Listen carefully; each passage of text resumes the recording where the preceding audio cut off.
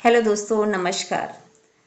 दोस्तों, इसके पहले हम पढ़ चुके हैं सिस्टम एंड इट्स कोऑर्डिनेशन, तंत्रिका तंत्र और उसका समन्वय। उसी से संबंधित उसी के आगे आज हम पढ़ने वाले हैं अंतःस्रावी ग्रंथियां, और अंतःस्रावी ग्रंथियों में भी हम इसका कोऑर्डिनेशन देखते हैं दूसरे सिस्टम्स के साथ में। तो दोस्तों, ये जो एंडोक्राइन ग्लैंड्स है और नर्वस सिस्टम है, ये दोनों ही जो हैं वो हमारे बॉडी में पूरा कोऑर्डिनेट करके रखते हैं, पूरा कंट्रोल करके रखते हैं। तो एंडोक्राइन ग्लैंड्स किसे कहते हैं? सबसे पहले बात आती है जो अंतःस्रावी ग्रंथियां हैं, ये एंडोक्राइन ग्लैंड्स हैं, वो उसका तात्पर्य क्या है, कैसी ग्लैंड्स होती हैं? तो इसको समझने से पहले हमें ये पता लगाना जरूरी होगा कि जो ग्लैंड्स हैं, ग्रंथियां हैं, वो कितने प्रकार की हैं। तो ग्लैंड्स जो होती हैं वो 3 प्रकार की होती हैं। एक तो होता है एक्सोक्राइन बहिस्रावी ग्रंथियां, दूसरा होता है अंतःस्रावी ग्रंथियां एंडोक्राइन ग्लैंड्स, और third one is mixed gland, जो कि एंडोक्राइन और एक्सोक्राइन दोनों की तरह बिहेव करती हैं। तो सबसे पहले एंडोक्राइन के बारे में हम पढ़ेंगे, जो कि ये चैप्टर ही है, लेकिन उसके पहले मैं थोड़ा आपको एक्सोक्राइन के बारे में भी बताना चाहूंगी। एक्सो मतलब बाहर, तो एक्सोक्राइन ग्लैंड्स वो होती हैं जो भी वो सीक्रेशन को वहां प्रोड्यूस करती हैं, वो किसी डक्ट के हेल्प से फिर वो बाहर छोड़ा जाता है। ठीक है, किसी वाहिका के द्वारा फिर वो उस ग्लैंड से बाहर छोड़ा जाता है, तो वो होता है एक्सोक्राइन ग्लैंड। जैसे कि हमारी बॉडी में एक्सोक्राइन ग्लैंड्स हैं, सलाइवरी ग्लैंड्स है, स्वेट ग्लैंड्स है, ऑयल ग्लैंड्स है, सेबेशियस ग्लैंड्स हैं, और भी बहुत सारी ग्लैंड्स हैं जिसमें कि डक्ट पाए जाते हैं। तो वो सभी ग्लैंड्स क्या कहलाती हैं? Exocrine glands. फिर बात आती है एंडोक्राइन ग्लैंड्स किसे कहते हैं? तो जैसा कि नाम से ही समझ में आ रहा है, एंडो मतलब इनसाइड। तो ये जो एंडोक्राइन ग्लैंड्स हैं, अंतः अंतः यानी अंदर, अंतः स्रावी ग्रंथियां, ऐसी ग्रंथियां जो कि उनमें स्राव बन रहा है, सीक्रेशन जो उसमें प्रोड्यूस हो रहा है, वो किसी डक्ट के बिना किसी डक्ट के हेल्प से वो सीधे ही ब्लड स्ट्रीम में छोड़ दिया जाता है। ठीक है, तो एंडोक्राइन ग्लैंड्स को हम डक्टलेस ग्लैंड्स भी कहते हैं। क्यों कहते हैं? क्योंकि उसमें डक्ट के हेल्प से बाहर सीक्रेशन नहीं छोड़ा जा रहा है, वो बिना डक्ट के वहीं पर ब्लड स्ट्रीम में उनका सीक्रेशन छोड़ दिया जाता है, और ये सीक्रेशन जो है फिर अपने टारगेट ऑर्गन्स पर इसी ब्लड के माध्यम से पहुंचता है। ठीक है, तो इसकी डेफिनेशन अब क्या होगी? Ductless glands that release hormones directly into the blood stream are called endocrine glands. ठीक है, क्या बोलेंगे हम इसको? डक्टलेस ग्लैंड्स बोल रहे हैं, जिसमें कोई भी डक्ट नहीं है, वाहिका नहीं है। ठीक है ना। अब इसकी हम लोकेशन भी देख लेते हैं और साथ में इनके नाम हम जानते हैं। तो पहला है इसमें पीनियल ग्लैंड। ठीक है, पहला कौन सा है? Pineal gland. तो पीनियल ग्लैंड जो है और पिट्यूटरी ग्लैंड जो है, ये दोनों ही हमारे ब्रेन में पाई जाती हैं। ठीक है ना। और पिट्यूटरी ग्लैंड को मास्टर ग्लैंड भी कहते हैं। इसके बाद देखिए, अब नेक रीजन में दिखाई दे रही है हमको थायराइड ग्लैंड। ठीक है, ये हमारी नेक रीजन में पाई जाती है, जो लैरिंग्स है हमारी नेक में, उसके सामने ही ये पाई जाती है, और ट्रैकिया के ऊपर पाई जाती है। ठीक है, इसके 2 लोब्स होते हैं। तो थायराइड ग्लैंड जो है वो हमारी एंडोक्राइन ग्लैंड्स में सबसे बड़ी ग्लैंड भी है। ठीक है, फिर इसी के साइड में, यहाँ इस डायग्राम में दिखाई नहीं दे रहा है, इसी के नीचे पाई जाती है, इसी के ऊपर हम कहेंगे 2 जोड़े में पाई जाती है पैराथायराइड ग्लैंड। नेक रीजन में 2 पाई जा रही हैं, ब्रेन में 2 और हमारे नेक रीजन में भी 2। तो थायराइड ग्लैंड के ऊपर पैराथायराइड ग्लैंड पाई जाती है। फिर हमारे हार्ट के पास पाई जाती है थाइमस ग्लैंड। ठीक, फिर हमारे जो 1 पेयर किडनी पाई जा रही है, उसके ऊपर कैप लाइक स्ट्रक्चर पाया जाता है, जिसको कि कहते हैं हम एड्रिनल ग्लैंड्स, अधिवृक्क ग्रंथि। ठीक, देन पैनक्रियाज। पैनक्रियाज कैसी ग्लैंड है? जिसको अग्नाशय कहा जाता है हिंदी में, और पैनक्रियाज एक मिक्स्ड ग्लैंड है। कैसी ग्लैंड है? ये मिक्स्ड ग्लैंड है, मिश्रित, जिसमें कि एक्सोक्राइन पार्ट भी पाया जाता है और एंडोक्राइन पार्ट भी पाया जाता है। तो जो इसका एक्सोक्राइन पार्ट है वो डाइजेशन से रिलेटेड है और वो एंजाइम छोड़ता है। ठीक है, पैनक्रियाटिक डक्ट के माध्यम से ये ड्यूडेनम में सीक्रेशन छोड़ता है। ऐसे नहीं बोलते हैं उसको। तो यहाँ पर पैनक्रियाज का जो रोल है या endocrine as a endocrine gland वो क्या है कि ये जो है यह हार्मोन छोड़ रहा है, इंसुलिन और ग्लूकागोन नाम के हार्मोन छोड़ता है। तो ये दोनों ही इसमें पार्ट पाए जाते हैं, एंडोक्राइन और एक्सोक्राइन, इसलिए इसको मिक्स्ड ग्लैंड भी कहते हैं। Then last one is ovaries, अंडाशय, और टेस्टिस जो है हमारे वृषण जो है ये पाए जाते, इनमें भी हार्मोन्स का सीक्रेशन होता है। तो इस तरह से ये हमारे पूरे जो आपको डायग्राम में दिखाई दे रहे हैं ये हमारे एंडोक्राइन ग्लैंड्स हैं। ठीक है, अब इसके बाद हम आगे पढ़ेंगे कि कितने कौन कौन से ग्लैंड है और उसके सीक्रेशन कौन कौन से हैं।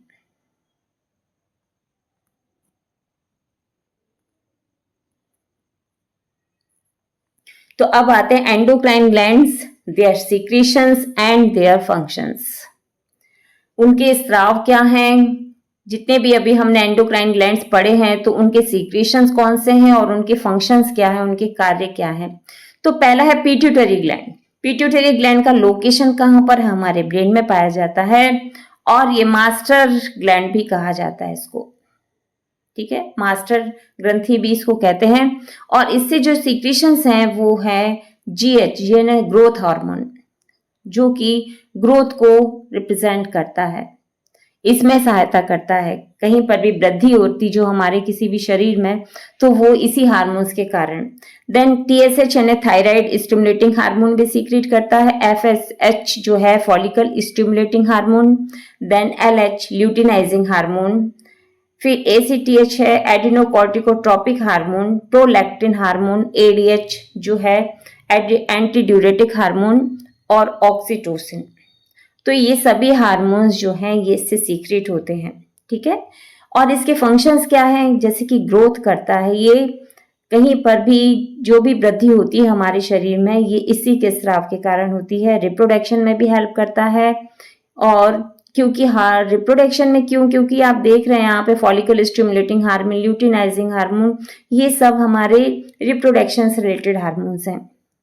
ठीक है, और दूसरे एंडोक्राइन ग्लैंड्स का भी रेगुलेशन करता है, क्योंकि आप यहाँ देख रहे हैं टीएसएच है और फॉलिकल स्टिमुलेटिंग हार्मोन है, ल्यूटिनाइजिंग हार्मोन है, एडिनोकॉर्टिकोट्रोपिक हार्मोन है, ये सभी दूसरे ग्लैंड्स हैं और उनको इसी के सीक्रेशन के कारण ये स्टिमुलेट होते हैं कि वो अपने स्राव को छोड़ें। ठीक है, then second one is thyroid gland. तो थायराइड ग्लैंड हमारे नेक में पाया जाता है और इससे जो बहुत एक इम्पॉर्टेंट हार्मोन है उसका नाम है थायरोक्सिन और एक कैल्सिटोनिन।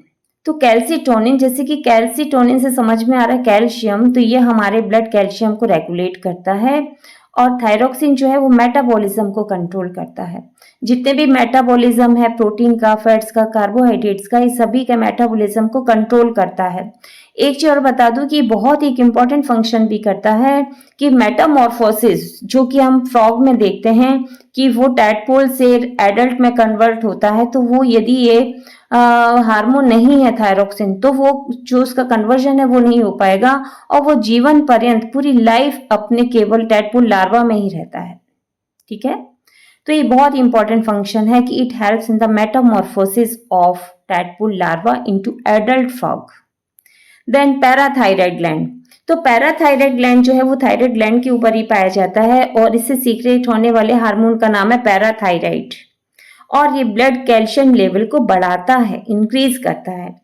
देन एड्रिनल ग्लैंड जो कि कहाँ पाई जाती है, किडनी के ऊपर पाई जाती है, कैप लाइक स्ट्रक्चर, और इससे सीक्रेट होने वाले हार्मोन्स है adrenaline, nor adrenaline, cortisol, aldosterone.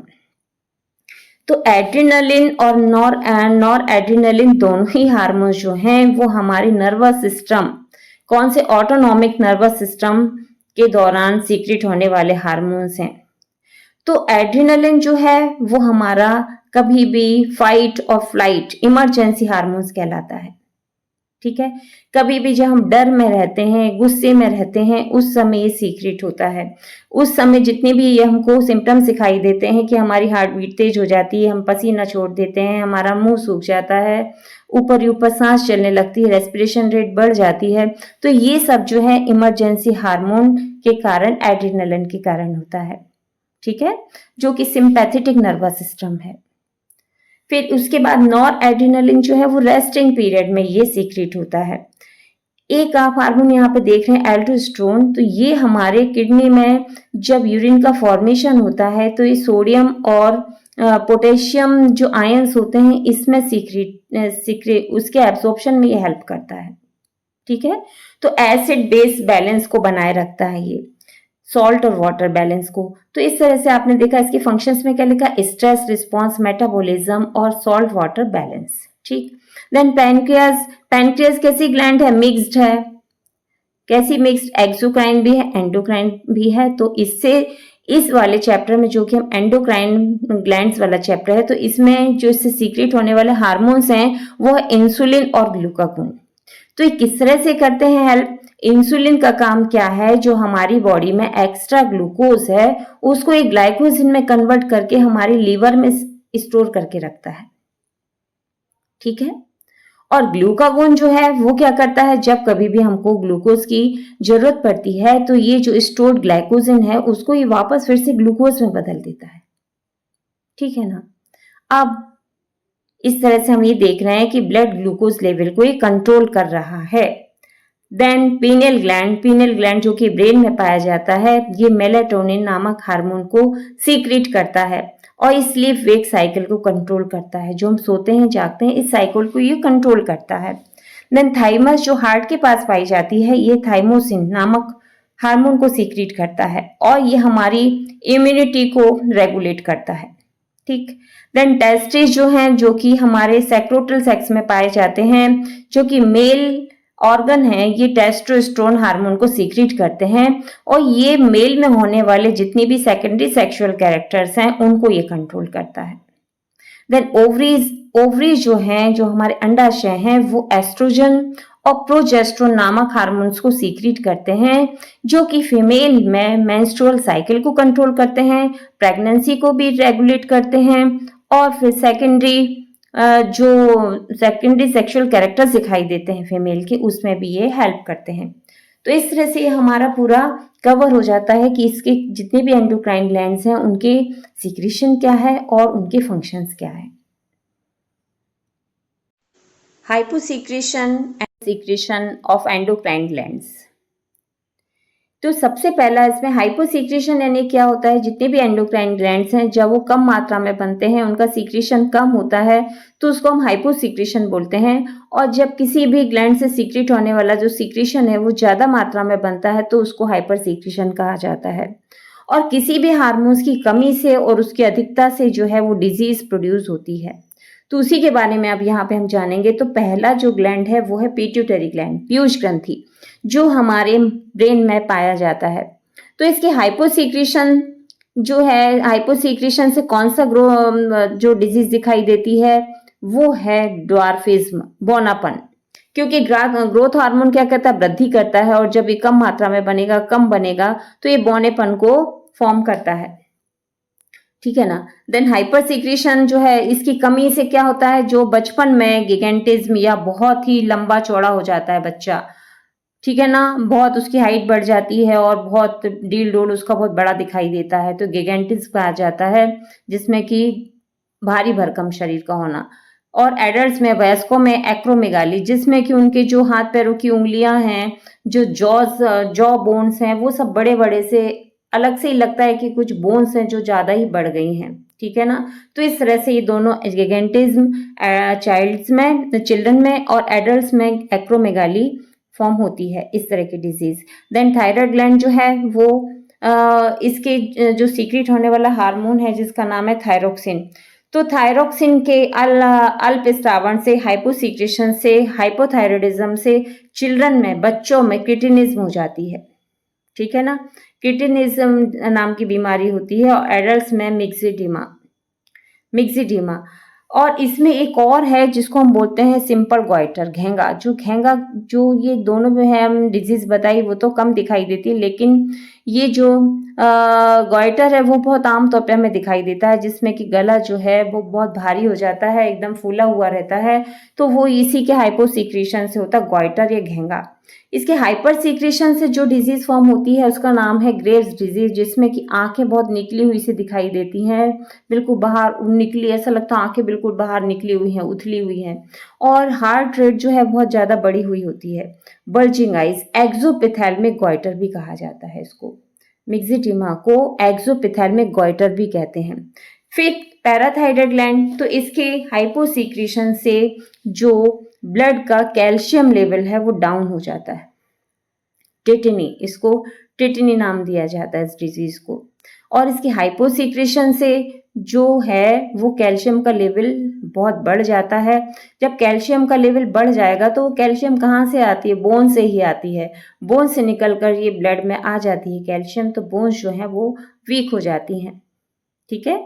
और जब ये किडनी स्टोन, जो पथरी की बीमारी हो जाती किडनी में, जब ब्लड में कैल्शियम का लेवल बढ़ जाता है तो यही कैल्शियम जो है वो हमारे किडनी में स्टोन का रूप ले लेता है।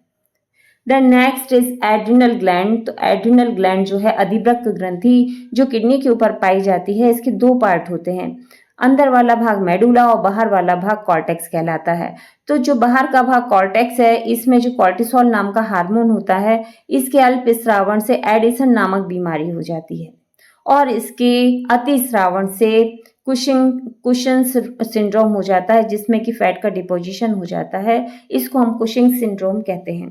और इसके अंदर वाला भाग जो मेडुला है, इसके हाइपर सीक्रेशन से एड्रेनलिन जो पाया जाता है इसमें हार्मोन, वो हार्ट रेट को बढ़ा देता है, ब्लड प्रेशर को बढ़ा देता है, और ये इमरजेंसी हार्मोन्स है।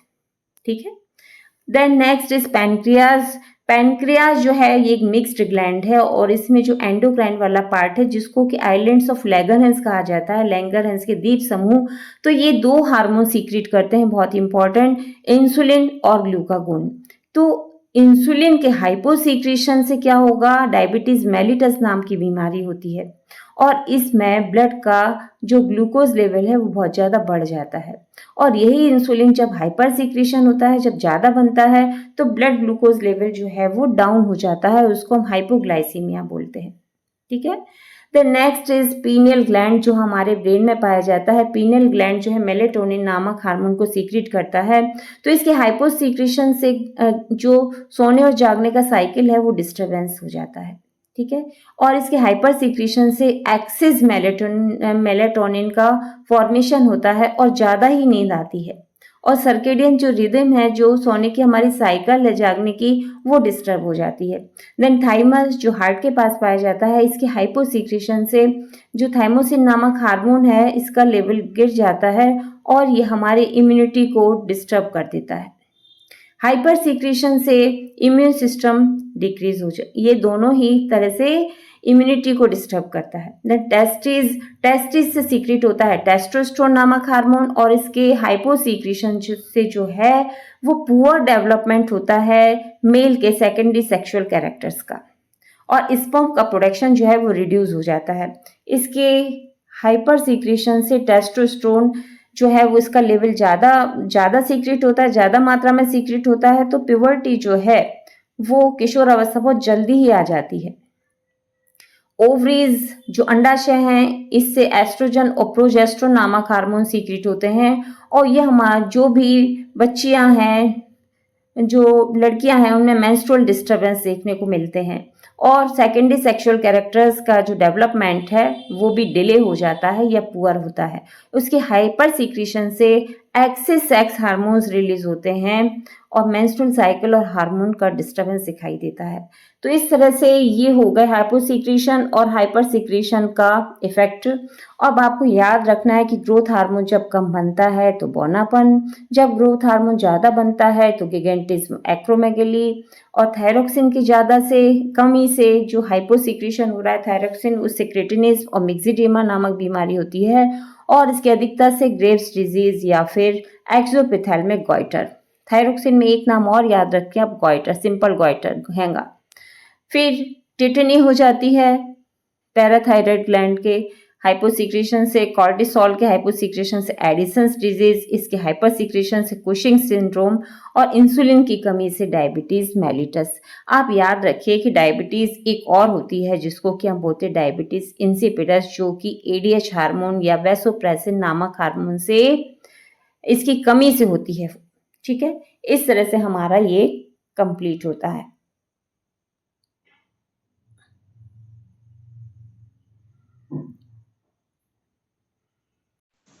ये वीडियो अच्छा लगे तो लाइक कीजिए और यदि नए हैं तो सब्सक्राइब कीजिए और कमेंट भी कीजिए।